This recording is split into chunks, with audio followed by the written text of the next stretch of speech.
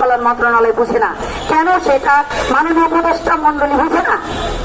এটা আপনাদের বোধগম্য হয় কিনা জানি না, আমার হয় না। আমি বারবার বলছি, আমরা আমাদের বাচ্চাদেরকে যে সময়টুকু দেই, স্বাভাবিক বাচ্চা, তার চাইতে আমি বলবো, আমি যে এই প্রতিবন্ধী বাচ্চাকে তার চাইতে বেশি আদরে, স্নেহে, মমতায়, ভালোবাসায় তাদেরকে আমরা লালন পালন করি। এটা কিন্তু আপনাদের এক বাক্যে স্বীকার করতে হবে। আমি বলবো যে এটা আমি করি, কেননা তার প্রতিফলন আপনারা যদি জামালপুরে যান, আমার স্কুলে যান, দেখতে পারবেন যে বাচ্চা নাক দিয়ে ঠান্ডা ঝরতেই থাকে, হ্যাঁ, সেই বাচ্চাটা আজকে স্পেশাল অলিম্পিকে বিভিন্ন দেশের বিভিন্ন রাষ্ট্রে গিয়ে সুনাম অর্জন করে নিয়ে আসতেছে। এটা কি বাংলাদেশের গৌরব না?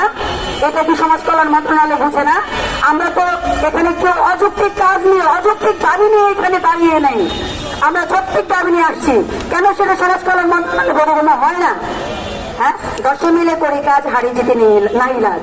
আমরা যদি এখানে সবাই একতাবদ্ধ থাকি, সবাই যদি সংঘবদ্ধ হয়ে আমাদের আন্দোলনকে তীব্রতর গতিতে রূপান্তরিত করি, অবশ্যই আমরা আমাদের লক্ষ্যে সফল অর্জন করতে পারবো ইনশাল্লাহ। আসলে বলতে গেলে অনেক কিছুই বলা হয়, প্রতিবন্ধিতা সম্পর্কে বলতে গেলে আমার মনে হয় না যে শেষ হবে।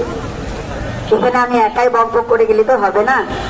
আমি যে কথাগুলো বলছি, এই কথাগুলো আপনাদের সবার মধ্যে এই কথাগুলো আছে, এই কাজগুলো আছে, এই ধারণাটা আছে।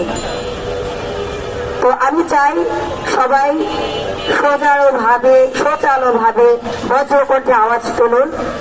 আমার আপনার চাওয়া একটাই, স্কুলগুলো এমপিও চাই, আমরা যেন সফলতা বয়ে নিয়ে বাড়িতে ফিরতে পারি, হাসি মুখে ফিরতে পারি, এই প্রত্যাশা রেখে আমি আমার কথা শেষ করছি। ধন্যবাদ সবাইকে। আসসালামু আলাইকুম।